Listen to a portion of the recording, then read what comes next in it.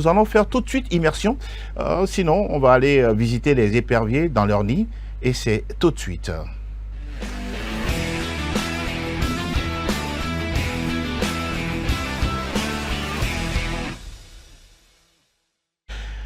On va s'intéresser à l'actu des éperviers à prime, mais bien avant. Etchebitengue, merci encore une fois d'être là. Bonjour avant. Au plaisir, bonjour à toutes et à tous. Vous allez bien? Ça va, en pleine forme. En pleine forme, Ah oui. C'est ce que nous souhaitons tout le temps et tous les jours à tout le monde. On va parler justement de l'actualité des éperviers à prime. Nous avions souvent eu l'opportunité de parler des regroupements tardifs, mais là, apparemment, ça démarre vite. Et c'est de bon augure. C'est de bon augure. Quand on enchaîne des victoires, ça incite tout de suite à se relever pour pouvoir bien entamer les choses. Ils ont compris. Tant mieux. Aujourd'hui, on retrouve une équipe qui est déterminée avec la bande à M. Koubadia, Kader, le sélectionneur. Donc, c'est un travail qui se fait où, quand on se lève tôt, on peut y arriver. Du coup, ce regroupement vient à point nommé parce qu'on a quand même des échéances devant où il faut s'y préparer pour. Je crois que c'est quand même une bonne entame de préparation pour cette équipe des éperviers à prime. Vivement qu'ils arrivent quand même à bien juger les choses avant que le jour J n'arrive. Donc, pour moi, c'est une bonne chose. Pour ce genre de regroupement, selon vous, l'aspect médical également est très important parce qu'il faut des joueurs en forme. Il est vrai que nous n'avons pas encore démarré le championnat national de football, mais c'est un aspect non seulement très important pour les joueurs, également pour le staff technique. Bien évidemment, ça doit être un travail d'équipe, bien sûr, même si on a quand même un corps médical qui s'occupe de ces soucis au niveau des joueurs. Vous l'avez quand même souligné, on a eu un championnat qui s'est arrêté il y a des mois, où être tout de suite prêt physiquement, c'est compliqué.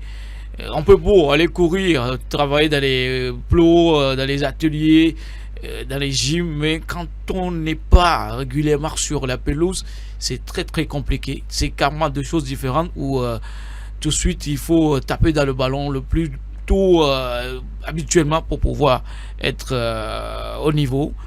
Mais bon, avec une équipe qui se lève tôt, c'est parce qu'il y a un travail qui se fait en amont au niveau du corps médical également. Ces joueurs n'ont pas quand même cessé de travailler personnellement à la maison. C'est pour cela qu'on dit n'attendez toujours pas des regroupements avant de se mettre au travail. Ça montre à suffisance que voilà, c'est des joueurs aujourd'hui qui veulent se qualifier. Donc avoir un travail au niveau du corps médical, c'est très important. Parce qu'on n'a pas un championnat qui nous dit tout de suite que tel joueur est prêt physiquement pour pouvoir commencer. Mais étant donné qu'il y a quand même des séances qui se répètent, s'ils sont physiquement prêts ou pas, le corps médical en saura beaucoup plus pour pouvoir communiquer avec le staff. On se rappelle, vous aviez eu à parler justement sur ce plateau de l'absence entre-temps de Bruno Avotor. Et là, il est maintenant dans le groupe, un groupe de 25 joueurs. Quand vous scrutez justement cette liste-là, vous faites le panorama, vous vous dites, oui, il y a des joueurs capables d'aller justement faire face au Niger? Bien évidemment, il y a des joueurs. Aujourd'hui, on a quand même eu un championnat qui, au sortir de ce championnat, il y a quand même des meilleurs qui sont révélés. Et quand on fait une sélection, c'est forcément les meilleurs qui sont convoqués, qui sont là. Absolument. Même si quelque part, d'aucuns diront que c'est pas tout à fait ça. Mais il faut dire que chacun également prêche pour la chapelle de l'autre. Bien évidemment. Ou arrivé à un moment donné, on doit cesser cela. Oui. Il faut juste piocher les meilleurs. Voilà. C'est pour faire une équipe, pour aller représenter un pays. On a beau crier aujourd'hui sur toutes les tours comme quoi il faut le meilleur buteur de la saison parmi les joueurs convoqués.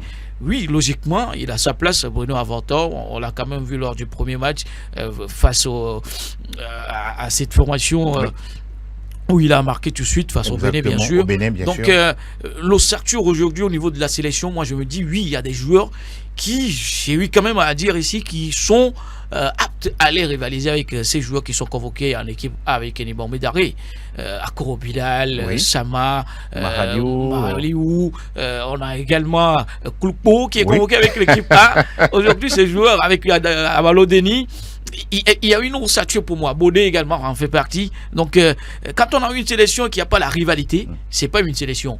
Donc, tout au long de la saison, il va falloir chercher à doubler tous les postes possibles. parce qu'il faut des doublures au cas où il y aura des blessures. Ça doit être pallié tout de suite, cette absence-là. Donc, je fais confiance à Daré, plutôt à Kardec Koubadia, qui, pour moi, a déjà montré sur ces 2 matchs qu'il a de la matière. Maintenant, il va falloir l'accompagner, qu'il soit également à l'écoute et que les joueurs puissent communiquer avec lui de temps en temps, qu'on puisse dégager un leader dans cette équipe-là. Pour l'instant, pour vous, il n'y en a pas? Non, le leader, pour moi, dans une équipe, c'est ce joueur qui... C'est pas forcément le capitaine. C'est pas forcément le capitaine.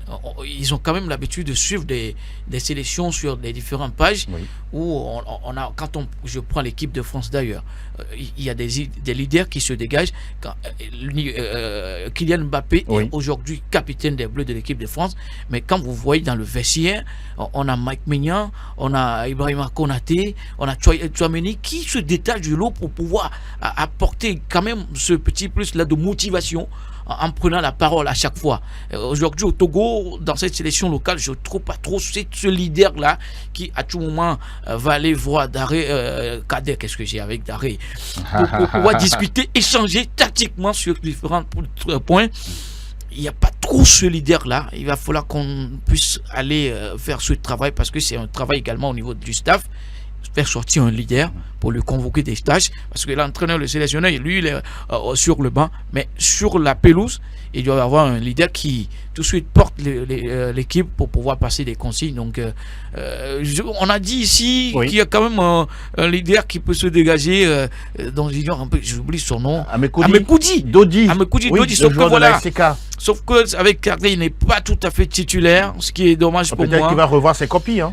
Oui, c'est également au fil des séances qu'on juge également la performance des joueurs pour pouvoir, oui, les aligner. Donc, c'est également une question d'attitude. Hein. On peut être sur le banc et être leader. Très important. C'est très important. On va parler justement de cette réaction du président de la Fédération nigérienne de football, le colonel Pelé, qui dit il a envie que son pays soit à la 5e édition du CHAN et qu'il rêve comme quoi le Niger pourra éliminer le Togo.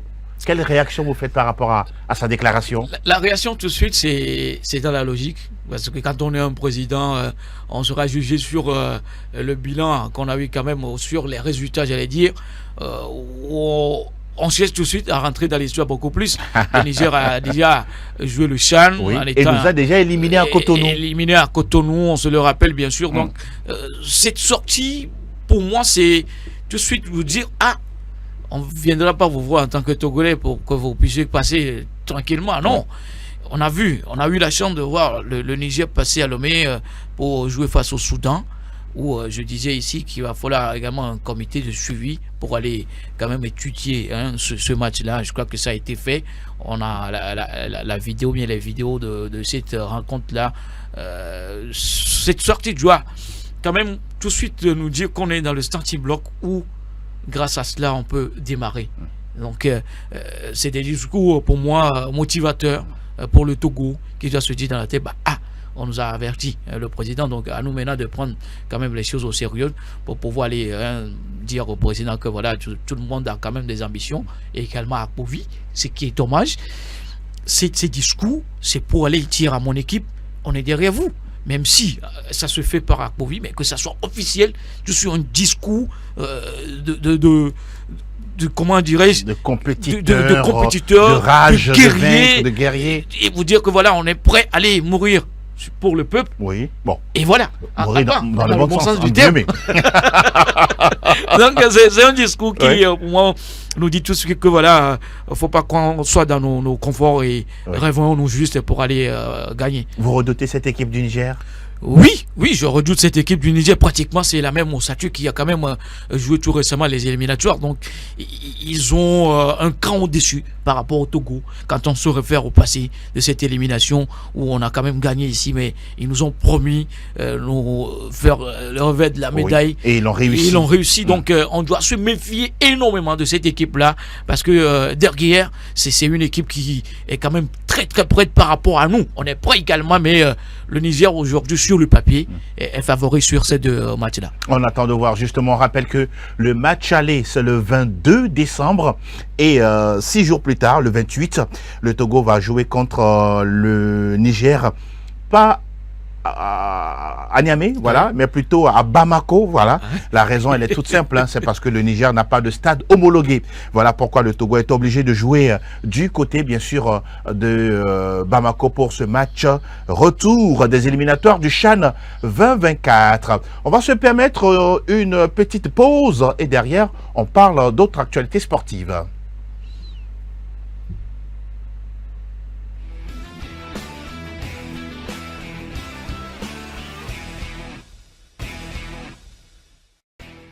Nous ouvrons la deuxième fenêtre de cette émission. Nous allons désormais plancher sur le taekwondo, voilà, avec cette discipline, ce sport de combat dont on ne parle pas assez, mais c'est un sport très prisé par la jeunesse. Et la dernière fois, il y a eu des élections, sinon une deuxième élection, sinon une seconde. Il y avait une première élection, le ministère n'était pas présent et donc le ministère a envoyé un courrier à la fédération pour qu'on ait un second tour, bon, sinon une seconde élection. Et à l'arrivée, voilà, c'est le même qui a été élu lors de la première élection, le premier tour, si vous voulez, qui revient encore à gagner pour la seconde fois. Voilà, il s'appelle Enoch Boyodi, qui était dans l'ancien bureau, qui succède à Franck Eiklouché. Oui, ce qui est dommage tout de suite, c'est qu'il y a eu une élection où le ministère n'est pas quand même présent sur place, où on est obligé d'envoyer un courrier. Il faudrait qu'on arrive à dépasser, à surpasser ces scénarios, parce que là, ça n'honore pas trop l'image du sport togolais. Pour faire une élection, il faut juste la présence des autorités supérieures qui se chargent du sport dans le pays. C'est un travail qui se fait, hein. C'est un travail qui se fait. Quand on a un bureau en place, un ancien bureau qui veut quand même renouveler les choses, il faut donc qu'on arrive quand même à suivre la logique. La logique, c'est dire tout de suite au ministère, sur telle date, on va quand même faire une élection et nous voudrions, voilà, vous qui êtes quand même l'autorité compétente, soyez des nôtres pour pouvoir faire les choses dans les normes. Et là, on a l'impression que voilà, il n'y a pas eu cette communication entre ces deux tutelles. Aujourd'hui, on est là, le ministère est quand même présent par rapport à cette nouvelle élection. On vient de dégager un nouveau président. Dégager un nouveau président, c'est pas seulement sur le papier, c'est juste dire que voilà, il faut rentrer dans la nouveauté, renouveler les choses, fixer des objectifs, vulgariser cette discipline-là, parce que quand on parle du taekwondo au Togo, c'est pas trop une discipline bien connue par la population, c'est juste dans un petit espace où ça se pratique. Il va falloir que les présidents qui sont renouvelés à la tête des institutions puissent se dire dans la tête, il faudrait que ma discipline soit bien connue sur toute l'étendue du territoire. Donc pour moi, être président, un nouveau président, on ne vient pas tout de suite pour commencer les choses, mais c'est dans le cahier de charge où on a une équipe autour, bien organisée, qui sont quand même compétents ces gens-là. Oui. On ne viendra pas dire que voilà, nous allons d'abord remplir les poches. Ben, malheureusement, on n'a pas trop de subventions, mais le peu qu'on a, il faut qu'on arrive à organiser les choses pour pouvoir dire que voilà, nous travaillons et que les gens nous fassent confiance afin que ces disciplines puissent être bien connues, qu'on puisse aller rivaliser avec les autres pour se faire connaître. C'est très important. De toutes les façons, le nouveau président, avec l'aide de Justin, pourra voir le graphique pour poser justement un regard, bien sûr, bien aiguisé. Le voici, Thierry, voilà, c'est un corps habillé. On rappelle que c'est le chef de la police universitaire. Hein, et donc, il connaît très bien cette discipline. On parle de 6e dan, voilà, ceinture noire. Voilà, il est dans le domaine depuis déjà plusieurs années. Et aujourd'hui, il va être, voilà, le nouveau patron du taekwondo togolais. Alors, oui, on va parler toujours de cette élection-là. Pour vous, voilà, c'est une fédération où il y a tellement de problèmes entre les humains, c'est-à-dire entre les athlètes et les acteurs. Comment est-ce qu'on peut comprendre comme quoi une fédération ait autant de difficultés à s'entendre? Oui, c'est juste la mauvaise organisation. Et d'abord l'équipe qui entoure cette fédération-là, avec un président à la tête. Si on en arrive là aujourd'hui où il y a tout un problème de personnes, on va dire, et surtout de l'intérêt qui pousse aujourd'hui ces gens-là à se retrouver dans ces situations. Il va falloir qu'arrivé à un moment donné, on peut se dire que voilà, nous ne sommes pas là pour ces petites guerres, nous sommes là pour travailler et aller honorer la nation. Donc si on en arrive là avec un bureau renouvelé, il va falloir que tout de suite le président puisse faire quand même le balayage. et dire que Il a dit qu'il va rassembler tout le monde et discuter pour rapidement faire... rassembler tout le monde, c'est dire tout à quelqu'un, à ceux-là qui sèment du désordre, que je ne suis pas là pour ça. Si vous voulez bien travailler... Mais il a le droit de les écouter. Il a le droit de les écouter, mais il a le droit de les amener à la raison tout de suite, avec de la rigueur. Oui, et de la discipline. Et de la discipline. Vous ne respectez pas ces règles. Mais on vous fout à la porte. Vous n'êtes pas le seul au Togo. Bon, ils vont aller dans le fair play parce que ce sont des athlètes qui jouent avec la main et les pieds. Donc, le fair on va play, pas foutre les gens à la porte. Le sport nous amène à faire le fair play, mais il y a des gens qui en profitent. N'est-ce pas? Sur ce fair play là pour pouvoir dire, c'est pas quoi semer du désordre. Tout de suite, il faut dire non. Vous venez pour travailler, vous n'allez pas travailler, on fout dehors, c'est tout. D'accord. Nous avons sur ce plateau un membre justement de la nouvelle équipe fédérale, Jean Olanlo. Bonjour à vous. Bonjour, mon très cher ami. Comment vous portez-vous? Pour la radio, je me porte à merveille. Merci d'être sur ce plateau pour parler taekwondo. Nous autres, nous vous connaissons au handball, mais là aussi, vous avez une autre casquette. Félicitations. Merci pour le nouveau bureau. Vous êtes deuxième vice-président de la FTTKD. Le nouveau président élu, c'est un monsieur que vous connaissez très bien. Oui, c'est un monsieur que je connais depuis 45 ans. Puis on travaille ensemble. On a commencé le taekwondo dans les années 70. Lui nous a rejoint, je pense, dans les années 80, oui, avec la ceinture marron. Il était très brillant au Shotokan, karaté Shotokan. Il nous a rejoint et je pense que à peine 5 ou 6 mois, on lui a passé la ceinture noire, puisque finalement, il rivalisait avec tout le monde. Et il faut dire également que ce monsieur est très posé, réfléchi, et il a rénové sincèrement le taekwondo par ses prises de position, ses prises de décision, et son caractère. Il est très doux, très calme. Mais attention, n'allez pas vous frotter à lui. Parce que quand il s'énerve également, il répond du tic au tac. Il vous promet même que si vous n'êtes pas d'accord, vous pouvez vous croiser, quoi. Bon, en toute amitié, mais il dit qu'il n'ira pas jusque-là. Mais c'est pour te faire comprendre qu'il faut faire attention. Ah oui, c'est un monsieur que nous avons eu l'opportunité de rencontrer, très ouvert également. Nous aurons l'opportunité dans les mois à venir de le rencontrer justement et de l'avoir sur ce plateau. On va parler de ces élections en quelques mots. Comment ça s'est passé? Parce que vous avez dû passer par une autre élection, à part le premier ou bien la première qui avait eu lieu entre-temps. Oui. Ça s'est bien passé? Oui, ça s'est bien passé. Très très bien passé, à la satisfaction de tout le monde.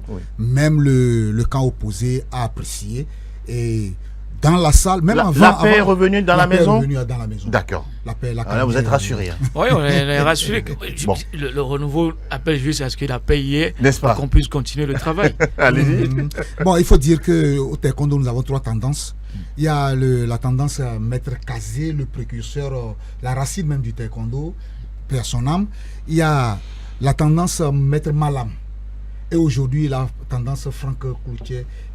Et personne ne voit ça. Le président sorti là. Personne ne voit ça. C'est que tous ceux qui, aujourd'hui, ne veulent pas que Franck bouge, c'est des gens à qui Franck a fait du bien. Et comme Malam, en son temps également, si personne s'il n'était pas parti, les gens n'aimeraient pas qu'il quitte. Exactement. Pratiquement tous ont œuvré pour que le taekwondo évolue. Et chacun voudra être fidèle à son... Oui, à son ça va de soi. Ça va de soi. Alors, c'est pour ça que dès sa prise de fonction, je pense qu'à notre première réunion, nous allons commencer déjà par penser aux états généraux du taekwondo pour que les 3 tendances se retrouvent. Qu'est-ce qui se passe? Et à chaque année électorale, on doit vivre ce que nous avons vécu là. C'est pas possible. Et cette année, c'était la pire année du taekwondo. Puis on s'est retrouvé à la justice, plusieurs fois au ministère, à la justice, devant le juge des référés. C'est que finalement, on s'est demandé, est-ce qu'il ne faut pas laisser carrément la fédération retirer l'agrément pour nous dire d'aller vous faire foutre, quoi. Pour des guerres de personnes. Pour des guerres de personnes. Oh là là. Et ça a tellement envenimé, pollué l'atmosphère que finalement, on va remercier Madame le ministre pour son implication personnelle. C'est une mère, hein, quand vraiment, les enfants vraiment, à travers ses conseillers, elle et est là. surtout notre point focal, Monsieur Maman, ils se sont donnés corps et âme. Et si vous étiez au congrès la dernière fois, non, ils ont joué vraiment leur partition. Ça fait qu'ils ont remis tout le monde à sa place et à la fin, nous nous sommes serrés la main. Ah, ça c'est intéressant. Je pense que si on continue sur cette lancée, oui, le taekwondo a un bon avenir. Vivement. En tout cas, c'est ce que les athlètes attendent de vous justement. pour justement être dans les meilleures conditions pour aller aux compétitions. Alors, avec l'arrivée de M. Enoch Boyodi, est-ce que c'est du neuf, du nouveau, dans la continuité? Oui, c'est du nouveau dans la continuité puisqu'il est l'actuel directeur technique national. Donc ça veut dire qu'il est homme de terrain. Oui, il maîtrise. Il maîtrise le terrain, Et je pense que tous ceux qui étaient dans la commission technique avec lui ont milité, ont voulu que ce monsieur-là soit président, compte tenu de son aura et la manière dont il a conduit cette commission-là. Ils ont voulu vraiment qu'il soit là à la tête. Et il faut dire que les 2 premiers mandats, et Franck, excusez-moi, bon, en toute amitié, Franck a travaillé plus à la nationale. Mais pour ce dernier mandat, il a travaillé sur le plan international. Ce qui n'a pas beaucoup plu aux athlètes, puisqu'ils sont nationaux et ils attendent les compétitions qu'ils n'ont pas eu. Ils attendaient les AG qu'ils n'ont pas eu. Or, lui, il était tellement focalisé sur l'extérieur que la dernière fois, il a présenté quand même ses excuses. Un petit mot, c'est vrai que nous ne connaissons pas tout ce qui concerne le taekwondo. Est-ce qu'il y a des arbitres togolais à l'international aujourd'hui? Oui, il y a Marcel Sebiamé et Billy. D'accord. Billy, lui, il est au Burkina Faso, mais il officie en tant qu'arbitre là-bas, mais il est togolais. Togolais. Oui. D'accord. C'est bien, c'est bon. C'est bon à savoir. Bon à savoir. Absolument, pour les compétitions sur le plan africain. Oui, c'est bon à savoir. Aujourd'hui, on peut dire que voilà, le taekwondo togolais est bien connu, grâce au sifflet également. Et s'il faut que ça soit bien connu, il va falloir qu'on enterre ces rages de personnes, de personnalités. Et quand c'est comme ça, c'est les athlètes qui sont perdants. Oui, totalement. Donc, totalement. Quand on aura à mettre de l'ordre avec de la paix, le dialogue surtout, on peut travailler. C'est un travail en collaboration. Et quand on se dit que voilà, telle personne est mieux placée pour que moi, il faut de l'humilité pour pouvoir l'accompagner. C'est des échanges avec plus d'humilité et on y arrivera. Mais quand on dira, voilà, c'est pas moi qui est à cette place, il va pas réussir, on n'ira pas loin. N'oublions pas que nous travaillons pour le Togo. Oui. Et non pour moi. Non pour moi. Voilà. Très important. Jean Olalo, vous êtes sur ce plateau avec la casquette de 2e vice-président de la Fédération togolaise de taekwondo. Nous voudrions aller un peu plus vers la santé des clubs. Aujourd'hui, ils étaient là, les délégués, la dernière fois lors du congrès. Les clubs et les athlètes aujourd'hui, quand vous passez votre regard de technicien et tout, ça va? Il y a de l'espoir? Oui, il y a de l'espoir, puisque pas plus tard que le mois, c'est dans ce mois, je pense bien, il a été organisé un tournoi rien que pour les jeunes. Et il y a un club qui s'est déplacé de Saint-Cassé à Lomé. Et ils sont venus faire merveille. Donc ça veut dire que vraiment, il y a du boulot. Moi-même, au niveau du centre où j'exerce, j'ai jusqu'à 180 enfants. 180 enfants. Filles et garçons. Filles et garçons. Donc imaginez les autres.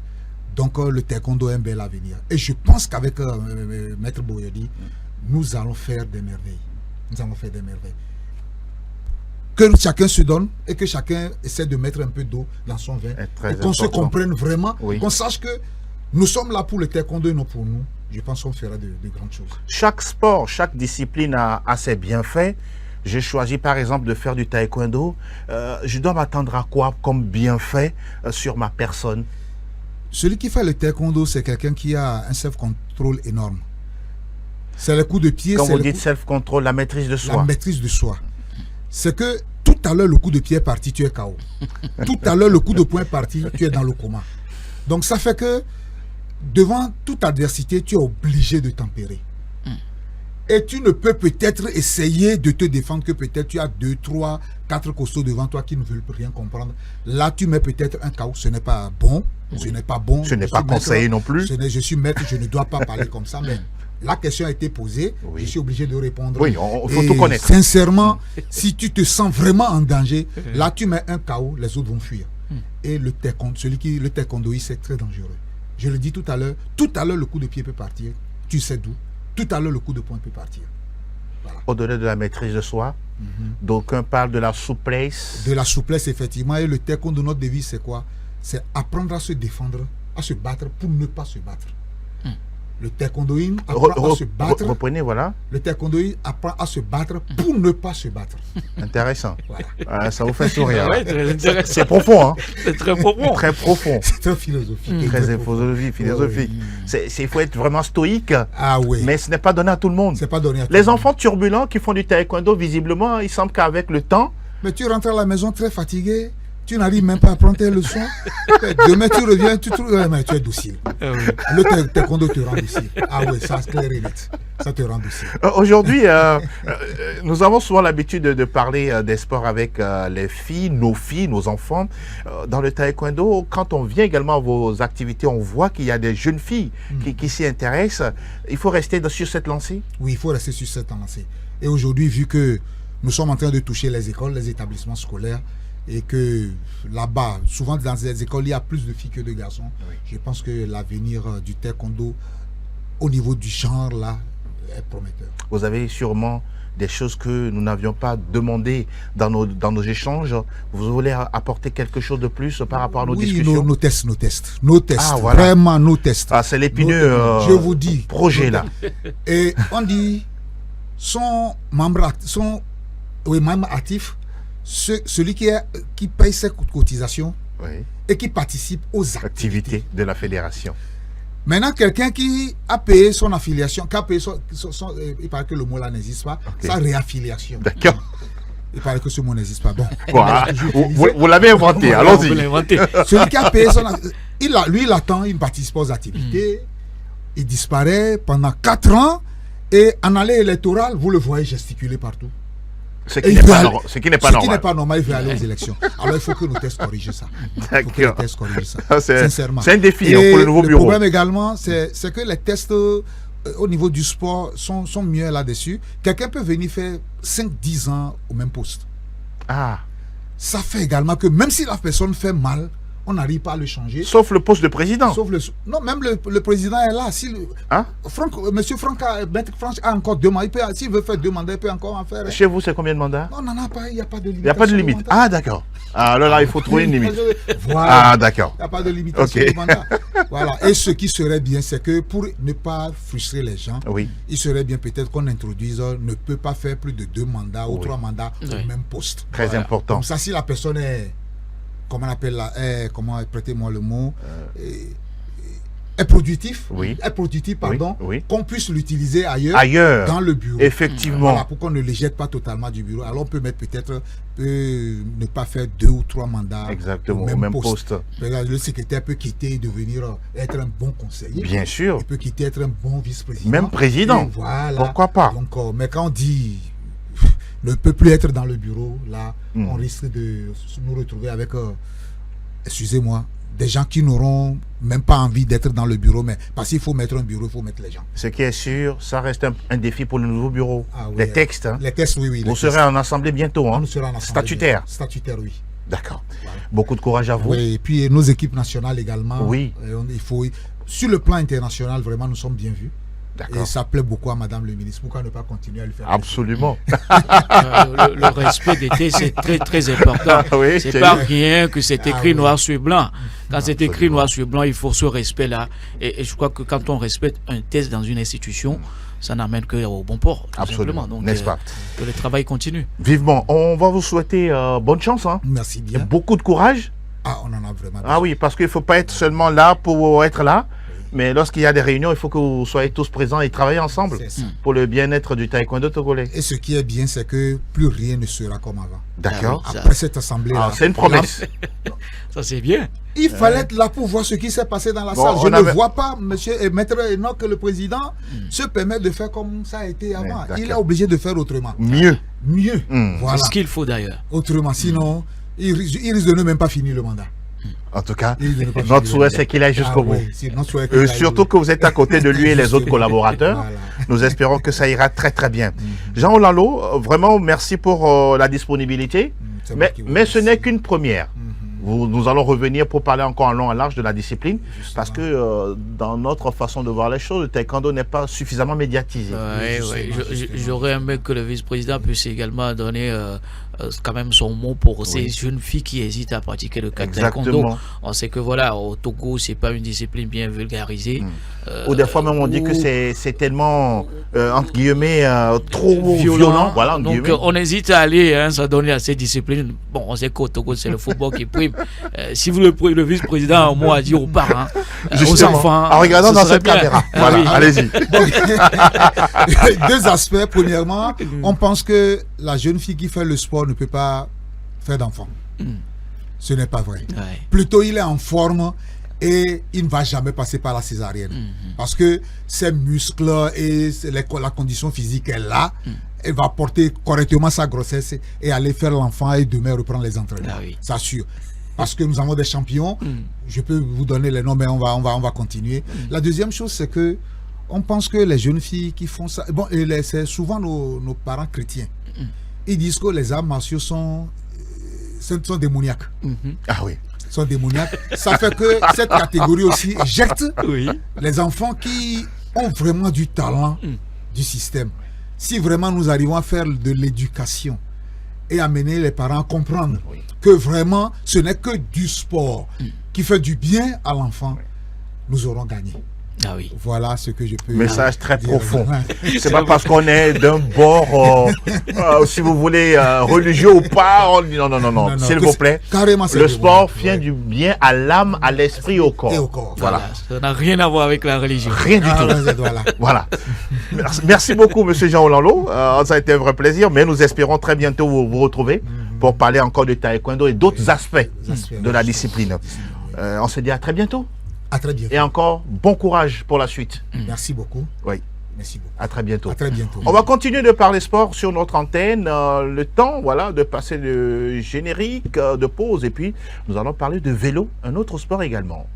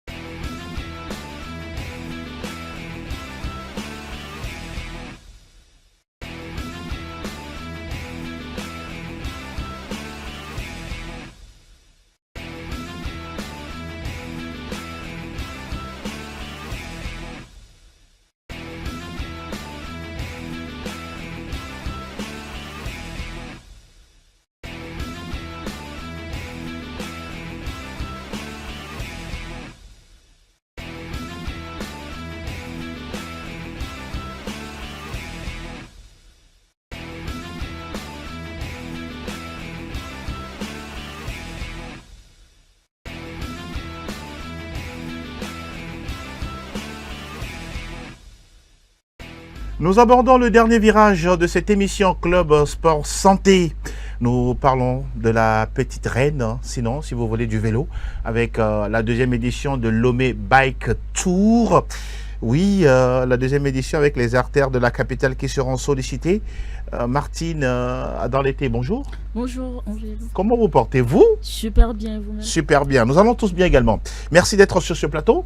Un plaisir. Vous êtes là pour voilà, discuter de quelque chose de très important avec nous. De quoi s'agit-il exactement? Alors, petit clin d'œil à M. Olando. Oui. Je suis ancienne pratiquante du taekwondo. Ah, d'accord, intéressant. Mais je suis là pour parler du vélo. Ah, oui. Et plus précisément de Lomé Bike Tour. Avant de parler de Bike Tour, justement, je vais prendre 30 secondes. Le taekwondo, ça vous a apporté quoi en le pratiquant? Alors, Sincèrement parlant. la maîtrise de soi. D'accord.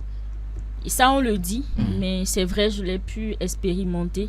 J'arrive à mieux maîtriser ma colère, à me canaliser quand je suis en colère. Voilà. Félicitations. Merci beaucoup. Mais là, maintenant, parlons de vélo. Justement, puisque c'est pour ça que vous êtes arrivé. Alors, parlons justement de la deuxième édition. On va parler de cette particularité, c'est que Lomé va vibrer encore au rythme du vélo.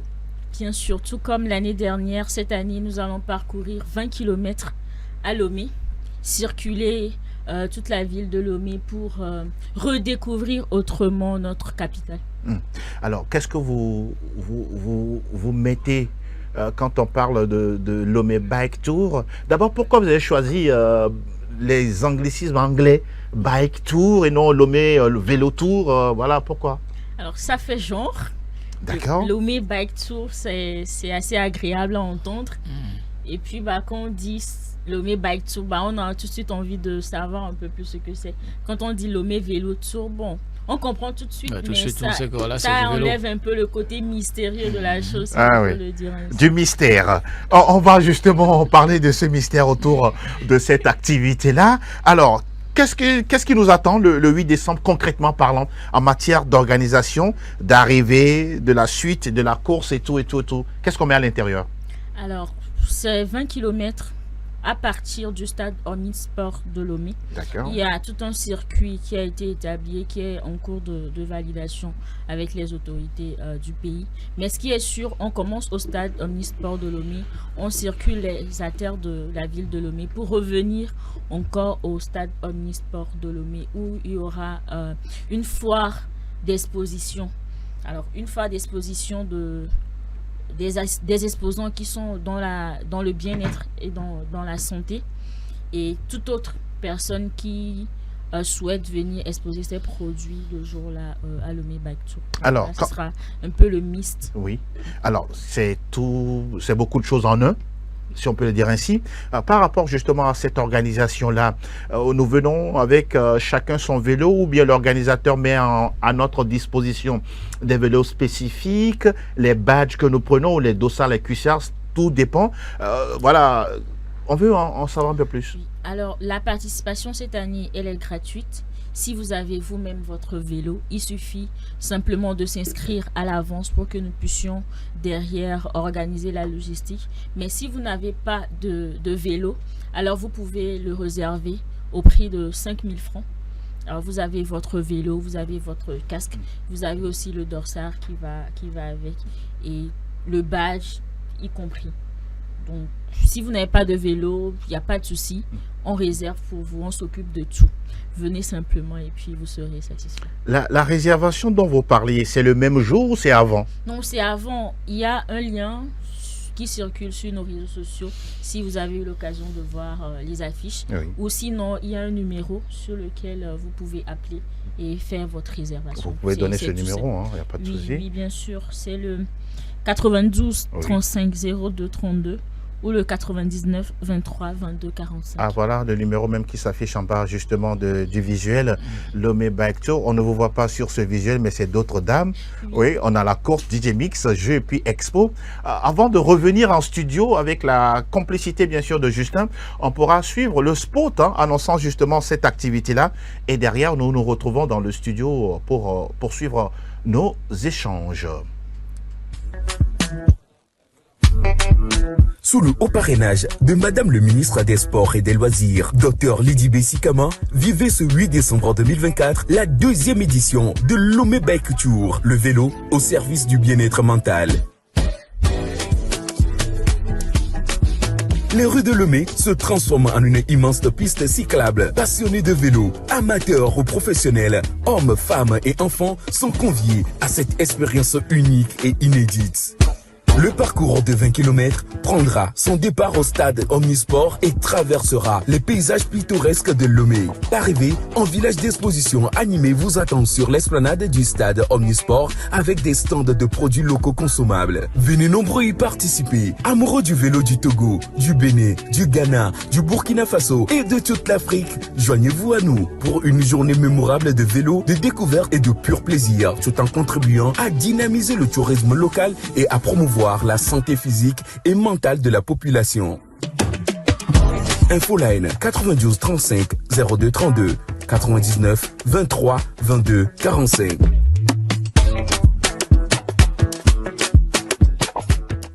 Nous sommes tout heureux parce que SOS Docteur TV est bien sûr partenaire de cette activité assez singulière. Dans le spot, on l'a dit, rechercher la santé mentale de la population. On voudrait vous poser la question de savoir Comment est-ce qu'est née justement cette idée-là? C'est suite à quelle discussion? Qu'est-ce que vous avez constaté pour mettre en place Lomé Bike Tour? Alors, ce sont des amoureux du vélo qui se sont retrouvés. Et l'idée, c'est qu'il y a aujourd'hui, on peut faire du vélo si on en a, mais il n'y a pas une activité qui rassemble un grand nombre autour du vélo. On a tous eu du vélo quand on était petit. Ah oui. Mais après, on oublie un peu cette passion-là. Donc, c'est de redécouvrir le vélo autrement, mais puisque ceux qui sont dans l'organisation sont également dans la santé. Donc, on a voulu mettre particulièrement au centre de cette édition la santé mentale. Puisque en faisant cette activité sportive, on se déconnecte un peu de notre quotidien. Ouais. Et puis, on redécouvre l'air naturel, on respire l'air frais, et ce qui est bien pour notre santé mentale. Et c'est-à-dire aussi que ce jour-là, il n'y aura pas question d'aller toucher son téléphone portable. Hein. On s'intéresse qu'au vélo. On est en train de faire du vélo, quoi. On est en train de faire du vélo et ouais. On va pas... comment je peux dire, on va profiter du moment, voilà, en laissant de côté nos téléphones pour profiter vraiment du moment. Ensuite, bien sûr, on pourra faire nos selfies et tout ce que au vous moment voulez. Du Miss DJ. Exactement. Et tout ça. Mais pendant la course, le smartphone interdit.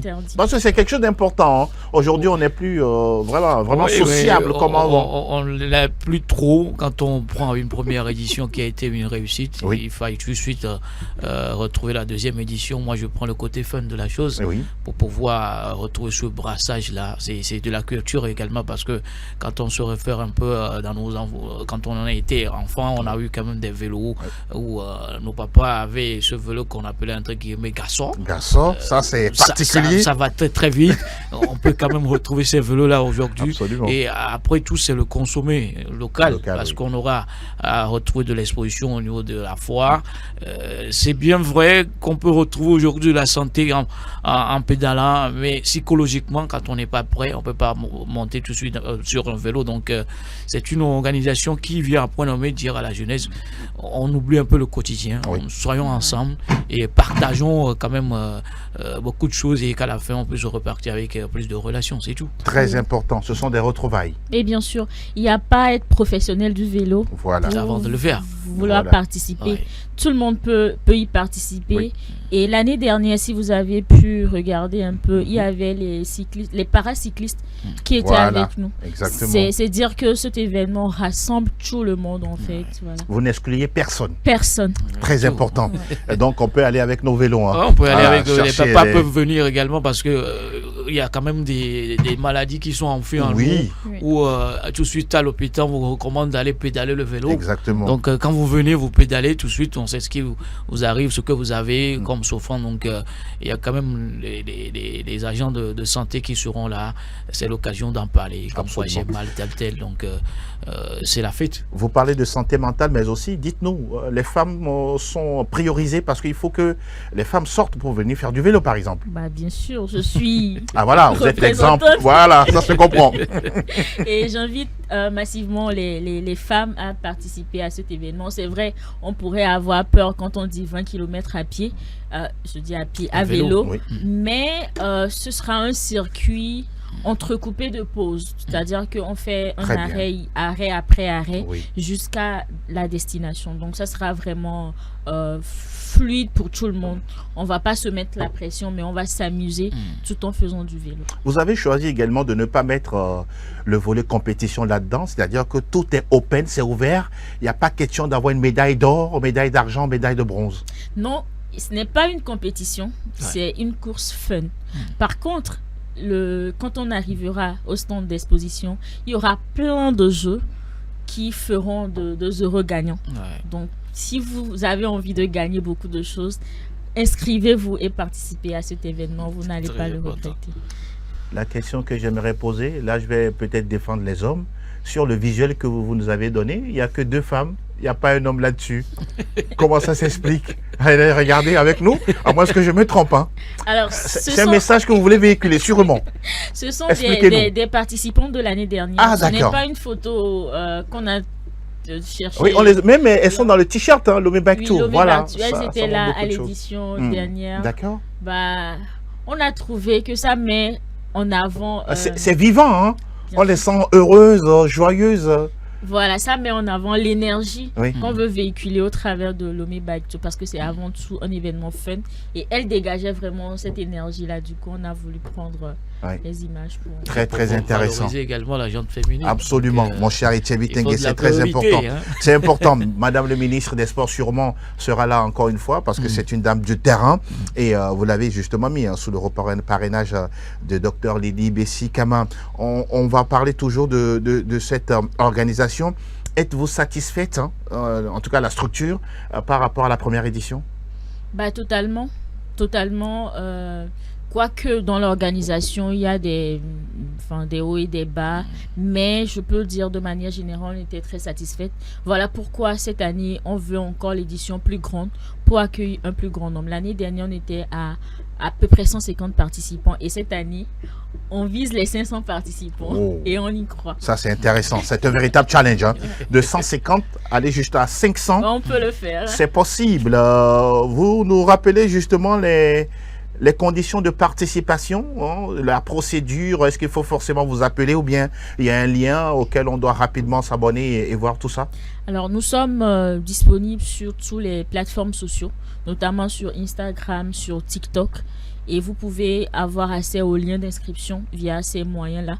Ou sinon, nous contacter sur le 92 35 02 32 ou le 99 23 22 45 ou tout simplement passer à SOS Dr TV. C'est encore plus simple. C'est encore plus simple. Pour les liens, par exemple, des réseaux sociaux, Instagram et puis TikTok, c'est quoi la phrase, le mot qu'on tape dans la barre de recherche? Lomé Bike Tour, tout simplement. Lomé Bike Tour, tout simplement. Vous avez un mot de conclusion par rapport à tout ce qu'on a dit, bien avant, par rapport à ça, la santé des jeunes. Nous sommes pratiquement à la fin de l'année. Il faut sortir de son confort pour pouvoir aller profiter de cette occasion et juste se dire que voilà, il n'y a pas grand chose dans la vie si ce n'est être ensemble pour partager le bon vivre et voilà, ça le fait. Vous avez ouvert également comment dit-on, l'activité aux Ghanéens, aux Burkinabés, aux Béninois. Oui, on attend les cyclistes de la sous-région, notamment du Bénin, du Burkina, du Mali et tous ceux qui nous écoutent, hein, surtout à l'Afrique de l'Ouest, si vous nous écoutez, vous êtes le bienvenu. Et je rappelle que cette édition, nous avons un maillot qui est élaboré et qui porte le nom de 2 cyclistes internationaux togolais. Intéressant. Oh, vous faites voilà la publicité de nos athlètes là. Ça c'est intéressant. C'est-à-dire que c'est le ou la meilleure qui récupère le maillot à la fin? Non, tout le monde peut commander son maillot, le réserver à l'avance surtout pour qu'on puisse bien s'organiser et être en tenue pour le jour J. Donc il y a un maillot vert qui porte le nom du cycliste Topson, qui est un international togolais, et un maillot jaune qui porte le nom du cycliste Doké, aussi qui est un ancien international togolais. Donc vous pouvez réserver votre couleur et vous même le faire personnaliser si vous voulez. On met votre nom au dos et ça sera fun. Ça sera fun. En tout cas, on ne peut que vous souhaiter beaucoup de courage dans l'organisation et surtout du succès à l'arrivée. Et bien à la fin, on se retrouvera pour faire le bilan. On vous attend tous. Et c'est l'occasion pour nous de remercier SOS Dr TV qui nous accompagne depuis le début de cette aventure. Vous avez cru en nous dès le départ et cette année, nous sommes à la 2e édition et nous sommes sûrs que vous serez là avec nous jusqu'à la 10e, la 100e édition. Pourquoi pas retrouver également ces organisations à l'intérieur du pays? Oui, bien sûr, transposer. Il y a des gens qui seront à Caras et Kansé, qui auront envie. On imagine l'engouement. Mais moi, j'aurais bien souhaité que la 3e édition soit à l'intérieur. En tout cas, l'ambition est grande et on espère que d'ici là, on arrivera à toucher les cyclistes de l'intérieur du pays. Ah oui, bien noté. Alors, c'est bien noté, vous avez tout dit? C'est bon? Oui, on a tout dit. Sinon, vous invitez encore une fois à nous rejoindre sur Lomé Bike Tour ce 8 décembre. Le 8 décembre 2024, l'événement, l'endroit où il faut être, c'est à Lomé Bike Tour. Et surtout municipal de Lomé. Très important. Etienne Tengue, merci beaucoup. Merci également à toi. Oui, Martine, merci d'être passé. Merci. On vous souhaite plein de courage et plein de succès pour la suite. Le temps également de remercier tous ceux qui nous ont suivis et puis un clin d'œil spécial à la cellule technique qui a bien travaillé sur cette réalisation. On se donne rendez-vous très très bientôt sur les ondes d'SOS Docteur TV dans Club Sport Santé. Merci à toutes, à tous, à très bientôt. Bye bye.